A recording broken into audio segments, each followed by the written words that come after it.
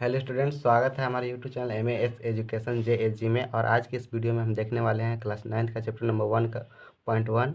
और इससे पहले अगर इंट्रोडक्शन पार्ट नहीं देखे हैं तो उसको पहले देख ले, उसके बाद यहाँ पे इसका सोल्यूशन कर रहे हैं। ठीक है, तो इसमें अगर कोई भी डाउट्स हो तो आप कमेंट कर सकते हैं। चलिए वीडियो को स्टार्ट करते हैं। तो यहाँ पे देखिए क्वेश्चन क्या लिखा हुआ है, is zero a rational number. यहाँ पे मतलब कि जो जीरो है वो रेशनल नंबर है। ठीक है, can you write in the form of P by Q where P and Q are integers and Q is not equal to zero. मतलब कि आप जीरो को रेशनल नंबर के रूप में लिख सकते हैं। और यहाँ पे can you write in the form of P by Q, मतलब अगर जो रेशनल नंबर होता है उसको हम लोग पी बाई क्यू के रूप में लिखते हैं। वेयर पी एंड क्यू, और पी और क्यू क्या होता है, एक इंटेजर होता है। ठीक है, और Q is not equal to zero होता है। तो चलिए हम इसको सॉल्व करते हैं। इसको हम लोग थोड़ा सा इस पर ध्यान देते हैं। तो इसको सॉल्व करेंगे, और सॉल्व करने में यहाँ पे हम लिखेंगे यस। ठीक है, हम इसको पी बाई क्यू, ये रेशनल नंबर है, जीरो एक रेशनल नंबर है। ठीक है, तो हम लिखेंगे yes zero zero is a rational number. ठीक है, हम यहाँ ये चीज़ लिख लिए। अब उसके बाद फिर क्या होगा, ठीक है, ये तो जीरो हमारा रेशनल नंबर है, तो कैसे है, हम इसको कैसे लिख सकते हैं। तो हम लोग लिख सकते हैं वी कैन राइट WRITE। ठीक है, right zero in the form of P by Q. ठीक है, तो पी बाई क्यू के रूप में हम लोग लिख सकते हैं। कैसे लिख सकते हैं, तो हम लोग लिख सकते हैं जैसे देखिए जीरो बट बाई वन, तो ये भी इक्वल टू करेंगे तो जीरो ही आएगा। अगर हम लिखेंगे जीरो बाई टू, तो ये इसको भी इक्वल करेंगे तो टू ही आएगा। अगर हम लिखेंगे जीरो बाई माइनस का सिक्स, तो ये भी हमारा क्या आएगा, जीरो ही आएगा। ठीक है, तो ये हमारा क्वेश्चन प्रूव हो गया। ठीक है, यहाँ पे देखिए इसका जो रूल है वो भी रूल को हम लोग फॉलो किए। Q is not equal to zero, Q हमारा जीरो नहीं है। ठीक है, मतलब क्यू हमारा जीरो नहीं है, तो ये हमारा जो क्वेश्चन है वो पूरे तरीके से सॉल्व हो चुका है। ठीक है, चलिए नेक्स्ट क्वेश्चन के ऊपर चलते हैं। तो यहाँ पर सेकंड नंबर क्वेश्चन को हम लोग सॉल्व करेंगे। सेकंड नंबर क्वेश्चन हमारा क्या कह रहा है, find the six rational numbers between 3 और 4। मतलब 3 और 4 के बीच में हम लोग को 6 रेशनल नंबर फाइंड करना है। तो हम इसको क्या करेंगे, ये क्वेश्चन को हम लोग सेटिस्फाई करते हुए हम इसका सोल्यूशन निकालेंगे। तो हम इसको लिखेंगे सॉल्व, उसके बाद हम इसका सोल्यूशन करेंगे। ठीक है, तो सोल्यूशन करते टाइम यहाँ पे हम क्या करेंगे, ठीक है, हमको जितना बोल रहा है, जैसे यहाँ पे कितना बोल रहा है 6, तो हम करेंगे 6+1 यानी कि 7 से हम इसको क्या करेंगे, मल्टीप्लाई करेंगे। और यहाँ देखिए 3 है, 3 को हम लोग 3/1 लिख सकते हैं, वैसे ही हम लोग 4 को 4/1 लिख सकते हैं। तो इसको अपर पार्ट में भी और लोअर पार्ट्स में, मतलब कि नॉमिनेटर और डिनोमिनेटर दोनों में हम 7 से मल्टीप्लाई करेंगे। इक्वल टू ये यहाँ पे करेंगे तो 7 होगा, इसलिए हम दोनों पार्ट में 7 से मल्टीप्लाई करेंगे। ये सबसे ईजी भी होता है, इसी वजह से हम निकाल सकते हैं। और आपको जैसे मन हो वैसे भी निकाल सकते हैं, लेकिन सबसे ईजी फॉर्म यही होता है। तो ऐसे करेंगे, 7×3 कितना हो जाएगा 21, और अपन में 7 हो जाएगा। ठीक है, एंड यहाँ पे 4×7 = 28 हो जाएगा, अपन में 7। तो 21/7 से लेकर के 28/7 के बीच में जो भी नंबर्स आएगा, ठीक है, वो आपका 6 रेशनल नंबर हो जाएगा, और 3 और 4 के बीच में। ठीक है, तो हम लिख सकते हैं 21/7। ठीक है, इसको कट करेंगे तो ये आपका इस फॉर्म में आ जाएगा। ठीक है, तो यहाँ पे 21/7 हो गया। उसके बाद यहाँ पे हो जाएगा 22/7, 23/7, और 24/7, 25/7, 26/7। तो यहाँ पे देखिए 1 2 3 4 5 हो गया। और यहाँ पे 26 के बाद 27 इसको कर देते हैं, और उसके बाद 28/7। मतलब कि यहाँ पे देखिए इस नंबर के बीच में आपका रेशनल नंबर फाइंड हो गया। तो ये आपका आंसर प्रूव्ड हो गया। चलिए सेकेंड नंबर का देखिए पूरा पूरा सॉल्यूशन हो चुका है, इसका स्क्रीनशॉट लीजिए। और चलिए थर्ड नंबर क्वेश्चन की ओर मूव करते हैं।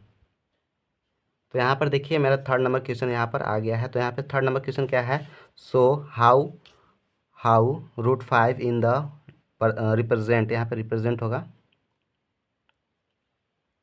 Represent in number line. ठीक है, नंबर लाइन पे हम इसको कैसे दर्शाते हैं उसको हम लोग देखेंगे। तो सबसे पहले इसका हम लोग क्या करेंगे, एक स्केल लेंगे। ठीक है, एक पेंसिल ले लेते हैं, और एक आपका कंपास रहेगा। ठीक है, उसके थ्रू हम लोग इसको कर सकते हैं। तो सबसे पहले हम इसको एक स्केल से के थ्रू हम यहाँ पे लाइनिंग कर लेंगे। ठीक है, और लाइनिंग करते समय आप ध्यान रखिएगा कि यहाँ पे जितना बोला गया है उतना ही लाइनिंग करना है। ठीक है, तो यहाँ पर हम लाइनिंग करते हैं। ठीक है, तो ये हमारा लाइनिंग हो गया। अब यहाँ पे देखिए क्या करेंगे, यहाँ पर हम स्केल को रखे रहेंगे। और यहाँ पे हर एक यूनिट पर हम एक लाइन को ड्रॉ करेंगे। तो यहाँ देखिए एक यूनिट यहाँ हो जाएगा, एक यूनिट यहाँ हो जाएगा, एक यूनिट यहाँ हो जाएगा और नेक्स्ट यूनिट यहाँ पर आपका हो जाएगा। ठीक है, तो इस यूनिट पे हम इसको लाइन को ड्रॉ कर लेंगे। ड्रॉ करने के बाद फिर देखिए क्या करते हैं। तो यहाँ पे हम लाइन को ड्रॉ कर लिए और यहाँ पे इसको हम लोग यहाँ पे 0 पुट कर देंगे। ठीक है, तो यहाँ पे 0 पुट किए, यहाँ पे 1 पुट किए, यहाँ पे 2, यहाँ पे 3। इधर जानते हैं कि आप अगर राइट हैंड साइड जाइएगा तो वहाँ पे पॉजिटिव नंबर होता है, लेफ्ट हैंड साइड जाइएगा तो आपका नेगेटिव नंबर होगा। ठीक है, अब यहाँ पे देखिए हमको क्या शो करना है, तो रूट 5 हमको शो करना है। तो हम यहाँ क्या करेंगे, यहाँ पे 2 के ऊपर, ठीक है, 2 के ऊपर एक स्ट्रेट लाइन यहाँ पे ड्रॉ करेंगे। ठीक है, स्ट्रेट लाइन ड्रॉ करेंगे और यहाँ पे मैक्सिमम उसको 1 यूनिट ड्रॉ करेंगे। तो यहाँ देखिए 1 यूनिट हम यहाँ से ड्रॉ कर लिए। अब 1 यूनिट ड्रॉ करने के बाद हम क्या करेंगे, एक यहाँ से परपेंडिकुलर लाइन, नहीं हाइपोटेनस लाइन यहाँ से, ये तो आपका परपेंडिकुलर हो गया। अब यहाँ से हाइपोटेनस यहाँ से एक लाइन हम ड्रॉ करेंगे। ठीक है, तो ये आपका बन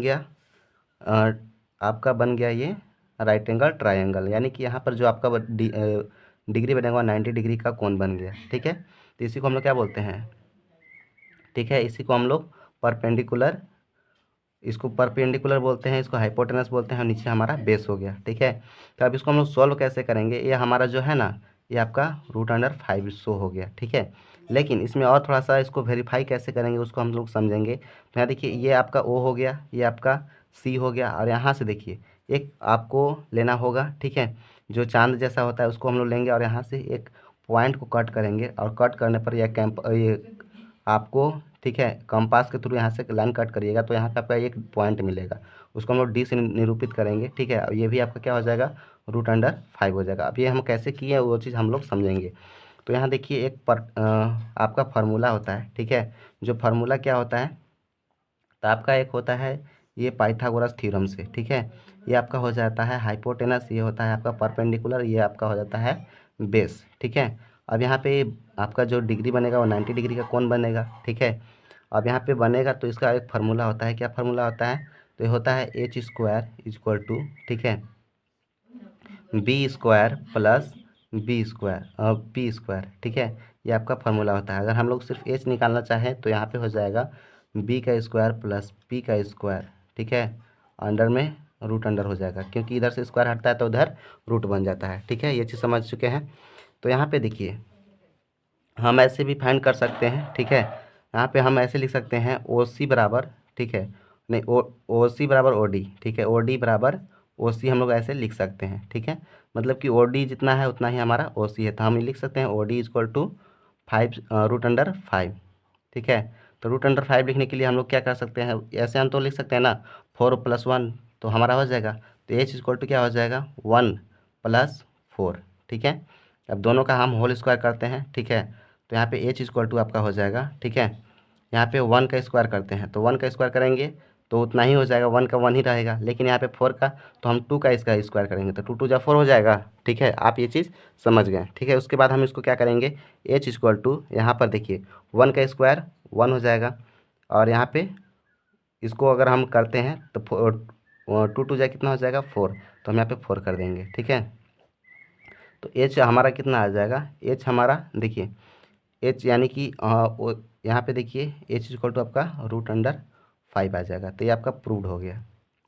तो बस ऐसे ही करना था। ये आपका 5 नंबर जो 3 नंबर CA 1.1 का कंप्लीट हो गया। ठीक है, ऐसे ही करके आप निकाल सकते हैं √2 का, √3 का। ठीक है, और वैसे ही सेकेंड नंबर की 1.2 में हम इसको और भी अच्छे तरीके से एक्सप्लेन करेंगे। अभी मेरे पास कॉम्पास नहीं है। ठीक है, चलिए नेक्स्ट क्वेश्चन को हम लोग देखते हैं, 4th नंबर को। ठीक है, और चैनल को लाइक और सब्सक्राइब करना ना भूलें और स्क्रीनशॉट ले लीजिए अगर नहीं दिखा हुआ होगा तो। ठीक है, चलिए आगे देखते हैं।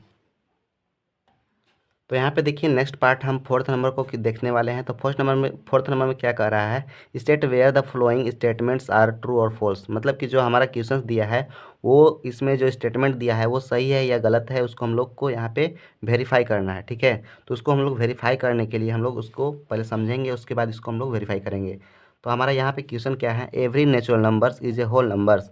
होल नंबर्स किसको बोलते हैं, जो हमारा, ठीक है, जिसमें हम लोग का माइनस का, नेगेटिव का नंबर होता है, पॉजिटिव का नंबर होता है और साथ में जीरो भी या वहाँ पे कलेक्टेड रहता है। ठीक है, तो उसको हम लोग क्या बोलते हैं, होल नंबर बोलते हैं। नेचुरल नंबर हम जो काउंटिंग करते हैं नॉर्मली उसी को हम लोग बोलते हैं। तो इसका हम लोग सोल्यूशन क्या हो जाएगा, ठीक है, यहाँ पे इसका सोल्यूशन हो जाएगा, ठीक है। ये जो है हमारा ट्रू है, क्या है, ट्रू है। ये जो हमारा जो स्टेटमेंट है वो ट्रू है, क्यों है, क्योंकि जो होल नंबर्स में आपका नेचुरल नंबर पूरा सारा आ जाता है, ठीक है।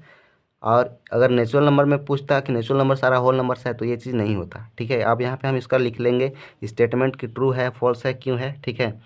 यहाँ पे रीज़न भी लिखना था, 1 सेकेंड हम इसको भी लिख लेते हैं, मेंशन कर लेते हैं। तो यहाँ पे देखिए क्या लिखा हुआ था, give reason for your answer, मतलब कि आपका आंसर जो ट्रू है, ठीक है, वो क्यों है उसके पीछे रीज़न भी लिखना था। तो हम इसका आंसर लिखेंगे, ठीक है, कि यहाँ पे जो होल नंबर्स है, ठीक है, जो हमारा होल नंबर है, यहाँ पे लिखेंगे whole numbers in is the collection of, ठीक है, कलेक्शन है ये आपका क्या है, collection of zero and natural number, ठीक है, नेचुरल नंबर्स। तो ये आपका कंप्लीट हो गया, ठीक है। सेकंड नंबर, अब हम सेकंड नंबर को देखेंगे और सेकंड नंबर में क्या है। तो सेकंड नंबर में आपका देखिए क्वेश्चन है every integers is a whole numbers, मतलब कि जो आपका एवरी जो इंटेजर नंबर है वो क्या है, होल नंबर होता है। तो यहाँ पे हम लिखेंगे, ठीक है, इसका भी आंसर हम लोग सोल्यूशन करेंगे, इसको सिंप्लीफाई करके लिखेंगे, ठीक है। तो आपका जो इंटेजर्स होता है ये आपका फॉल्स हो जाएगा, क्योंकि एवरी इंटेजर्स में आपका कौन कौन सा नंबर्स आएगा, तो वैसे नंबर्स आ जाते हैं जो आपका, ठीक है, p/q के फॉर्म में होते हैं, उसी को हम लोग इंटेजर्स बोलते हैं, ठीक है। या फिर तो यहाँ पे इसका फोर्थ का फर्स्ट पार्ट कंप्लीट हो गया था, सेकंड पार्ट को हम लोग ये सॉल्व कर रहे थे, ठीक है। तो इसका जो आपका आंसर होगा, ठीक है, वो क्या होगा, तो ये फॉल्स होगा, negative integers are not are whole numbers, ठीक है, होल नंबर्स में नेगेटिव नंबर्स नहीं होते हैं। तो ये आपका हो गया। अब उसके आगे देखेंगे, ठीक है, तो उसका आगे क्या कह रहा है, every rational numbers is whole numbers, मतलब कि हर एक जो रेशनल नंबर्स होता है, रेशनल नंबर p/q के फॉर्म में लिखते हैं, ठीक है, वो आपका होल नंबर्स होगा। तो इसको हम लोग सॉल्यूशन करेंगे और लिखेंगे, तो चलिए लिखते हैं। तो इसका लास्ट सॉल्यूशन क्या हो जाएगा, इसको फॉल्स हो जाएगा, ठीक है। तो हम यहाँ पे लिखेंगे ये फॉल्स है, क्यों है, उसके पीछे रीजन लिखेंगे। तो यहाँ पे लिखेंगे rational number like, rational number कहता कैसा होता है, p/q के फॉर्म में होता है, तो जिसे हम लोग 2/3 लिख सकते हैं और 4/5 लिख सकते हैं, ठीक है, और उसके साथ 11/10 भी लिख सकते हैं। तो ऐसा ये आपका आर नोट, ठीक है, आर नोट होल नंबर्स, ये सारा होल नंबर्स नहीं होता है। तो ये हमारा सॉल्यूशन कंप्लीट होता है, ठीक है। और इसके साथ में और सेकेंड पार्ट आपका यहाँ पे बहुत ही जल्द मिलेगा, तो यहाँ पे आप इसको देख सकते हैं।